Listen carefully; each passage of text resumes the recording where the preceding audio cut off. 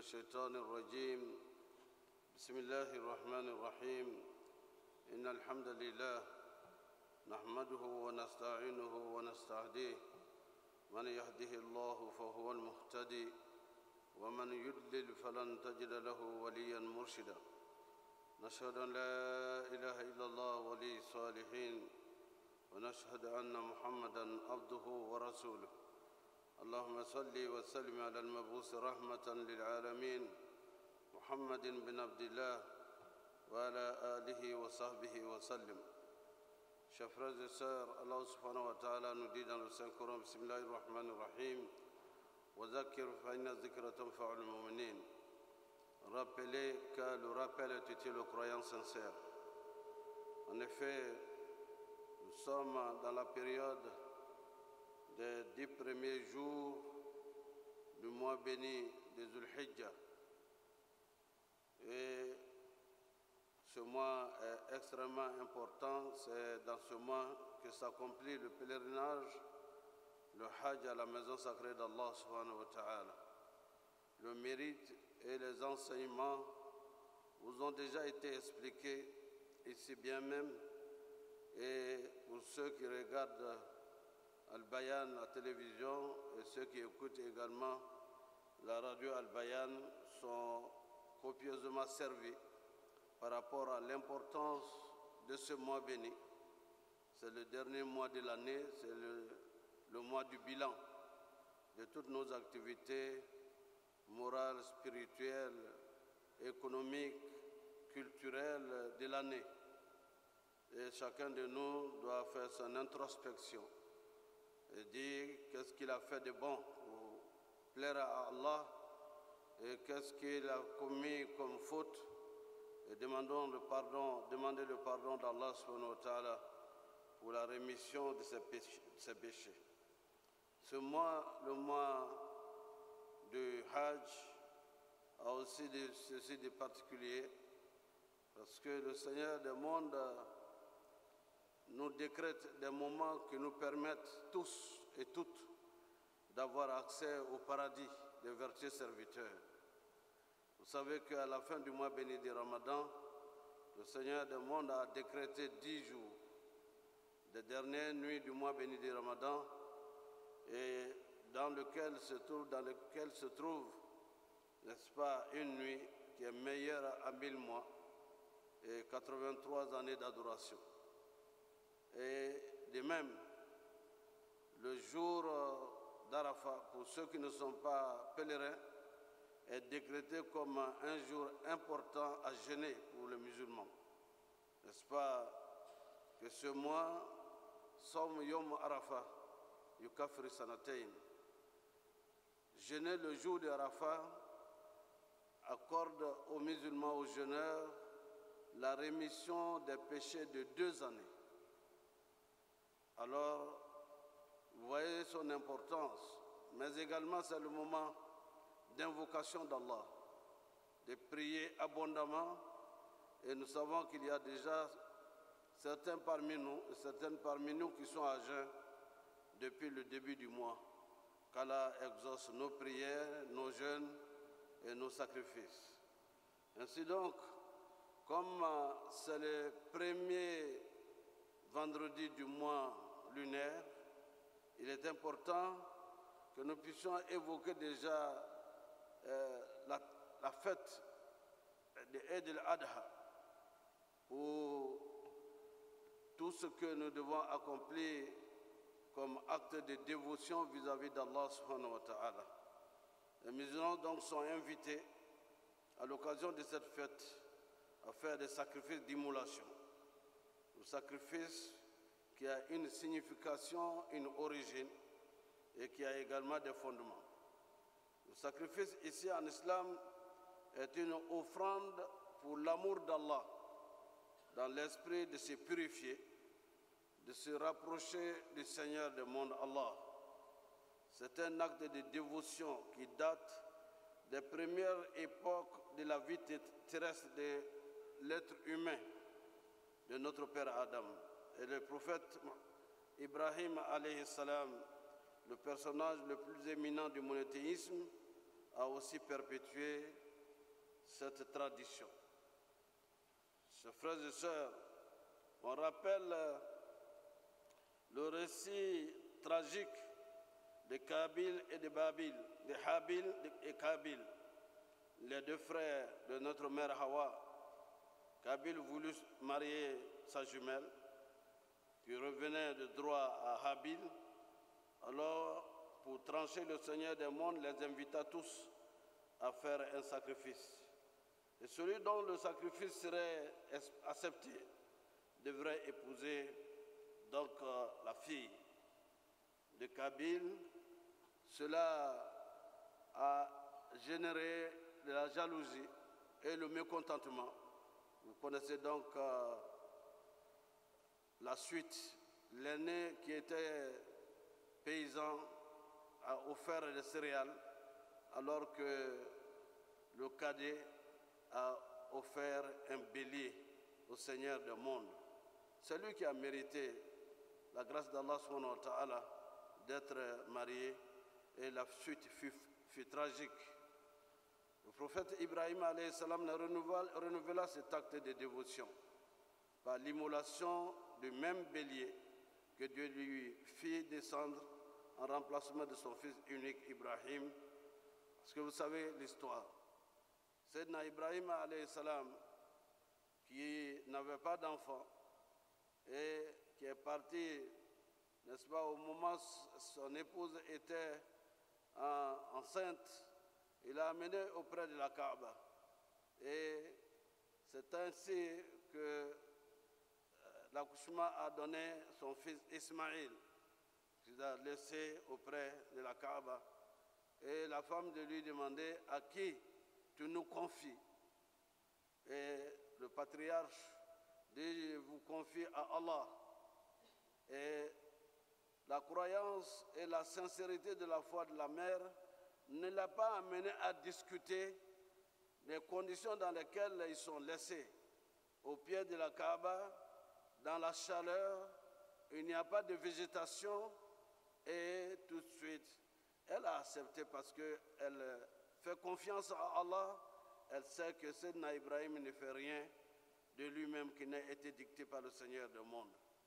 Et l'histoire, vous la connaissez très bien. C'est de là que la mère, n'est-ce pas, Hajara, faisant les allées et venues entre Safa et Marwa, revenue au pied de la Kaaba où se trouvait l'enfant. Alors, qu'est-ce qui s'est passé? L'enfant qui était couché sur le sol a frappé du talon le sol, n'est-ce pas, sans savoir de quoi il s'agissait. C'est de là que l'eau de Zamzam a jailli. Et l'eau de Zamzam a jailli, et ainsi nous avons aujourd'hui l'eau de Zamzam comme source intarissable d'une eau qui est à la fois un remède et qui est également, non seulement qui étanche la soif, mais également qui donne la satisfaction de n'avoir pas faim. Et ainsi, chers frères et sœurs, l'enfant a grandi. L'enfant a grandi, et toutefois, le cheikh Sayyidina Ibrahim faisait le va-et-vient entre la Mecque et là où il était, n'est-ce pas, en Palestine. Et lorsque l'enfant est arrivé à un âge adulte, le Seigneur du monde lui rappela l'engagement qu'il avait pris vis-à-vis d'Allah. S'il avait un enfant, il le donnerait en sacrifice au Seigneur du monde. Il va s'ouvrir à sa femme, à son épouse, pour dire, voilà ce que le Seigneur du monde me demande. Et la maman, elle, bonne épouse, qui fait confiance à son mari, dit, fais ce que Dieu te demande de faire. Je suis patiente et je te comprends. Et il s'ouvrit également à son fils Ismaïl, qui lui dit, Ya Abati, oh cher père, fais ce que ton Seigneur te demande de faire, je serai parmi les patients. Je serai patient, je serai endurant. Et ainsi, la famille s'est mise d'accord que la sentence ou ce qui a été demandé par le Seigneur du monde doit être exécuté. C'est ainsi pour raccourcir donc cette histoire. le père s'en alla avec son fils pour l'immolation, n'est-ce pas? Et au moment où il s'apprêtait à immoler l'enfant, c'est plutôt un bélier qui sera là en lieu et place de l'enfant. Par la grâce du Seigneur des mondes, qui a envoyé par l'archange Gabriel ce bélier pour remplacer le fils Ismaël. Vous voyez donc la grâce d'Allah, à quel moment ça se manifeste. C'est ainsi que le Seigneur des mondes nous dit وَمَنْ يَتَّقِ اللَّهَ يَجْعَلْ لَهُ مَخْرَجًا وَيَرْزُقْهُ مِنْ حَيْثُ لَا يَحْتَسِبُ. Celui qui craint Allah d'une crainte sincère, Allah lui donne une porte de sortie à toutes les difficultés, à toutes les angoisses, au moment où il s'y attend le moins, et lui procure le bonheur d'une direction qu'il n'avait jamais escomptée. Il n'avait jamais pensé. Pour lui, il était en train d'exécuter un ordre d'Allah subhanahu wa ta'ala, et cela de façon sincère. L'enfant également était croyant à Allah, sincère dans sa foi, a accepté que son père le fasse, ainsi que sa mère. Mais à leur grande surprise agréable, au lieu de l'enfant, c'est plutôt un bélier. Cela doit nous amener à tirer un certain nombre de leçons. Quand Dieu nous demande de faire un acte, nous n'avons pas à réfléchir 1000 fois. Car le Seigneur des mondes sait pourquoi il nous demande de faire telle chose. Cela est lié à tous nos actes d'adoration. La prière, le jeûne,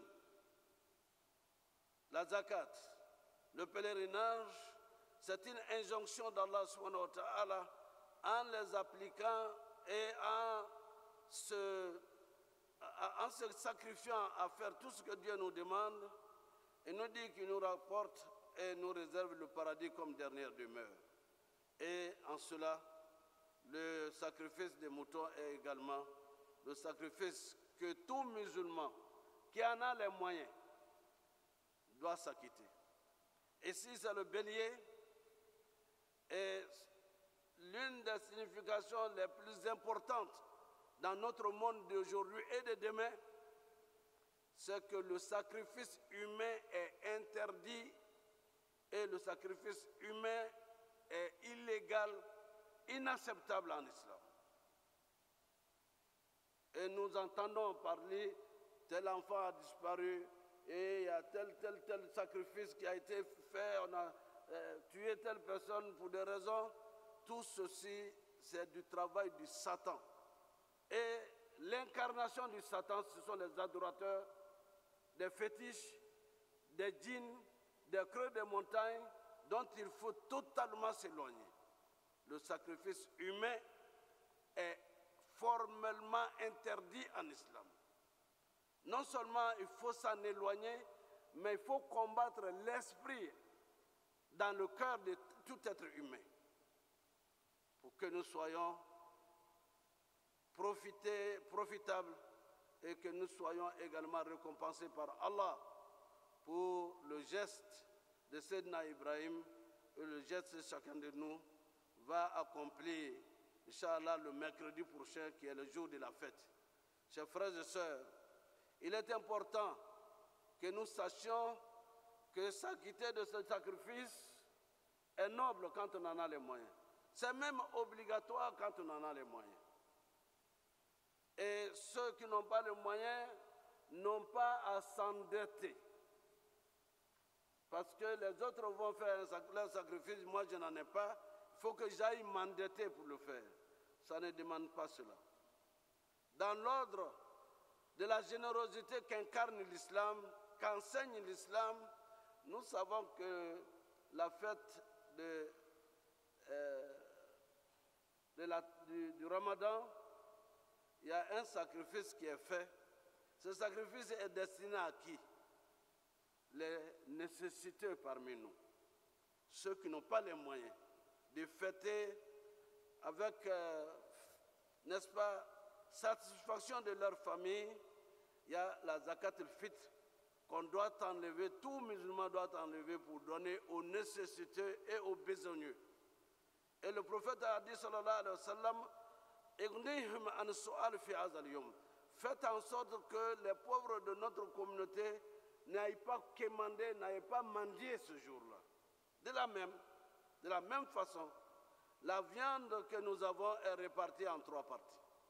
Une partie pour la famille, la consommation de la famille. Une partie pour les voisins, les amis. Et une partie également pour les pauvres et les nécessiteux.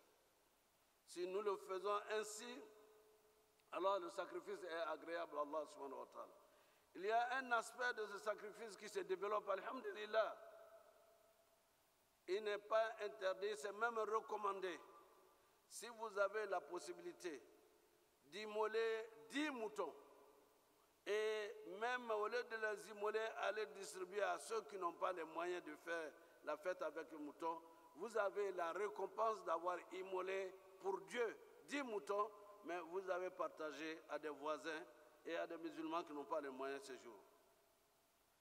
Depuis une dizaine d'années, des riches ou des nantis en Turquie envoient de l'argent et des personnes à Port-Bouessi pour aller faire l'immolation de 100 bœufs, 200 bœufs.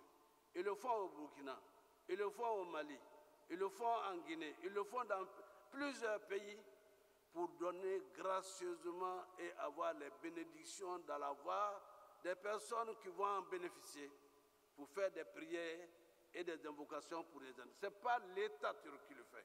C'est des personnes généreuses de leur argent qui donnent.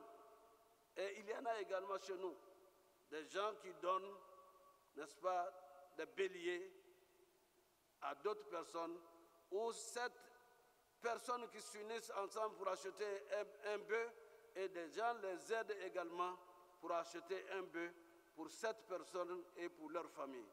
Chers frères et sœurs, il est donc important que nous sachions ces différents éléments pour que nous apprenions ce qu'on appelle le sadaqat al-jariya, le sacrifice qui court et qui apporte beaucoup de bénéfices, qui apporte beaucoup, n'est-ce pas, de récompenses d'Allah subhanahu wa ta'ala, que nous puissions les multiplier. Ainsi, le sacrifice des moutons, des bœufs, des chameaux, il y a des âges, n'est-ce pas? Quand il s'agit du mouton, le mouton doit avoir au moins 1 an révolu. Et si c'est la chèvre, c'est autant 1 mois. Ça, quand c'est le bœuf doit être âgé d'au moins 2 ans révolus.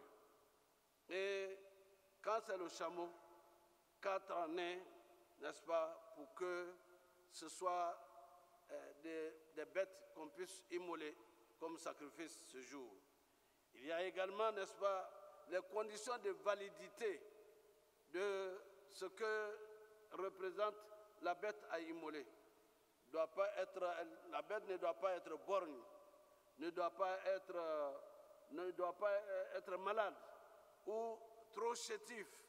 Il faut que la bête soit en forme et agréable à voir, parce que ce qu'on donne à Dieu, à travers lequel on veut recevoir les récompenses d'Allah subhanahu wa ta'ala, il faut que ça vous plaise vous-même, en disant cela doit plaire à Allah subhanahu wa ta'ala dans les conditions qu'il a définies.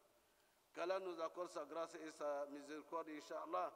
Et le mouton, l'immolation doit se faire après le sermon de fête de l'imam, pas avant.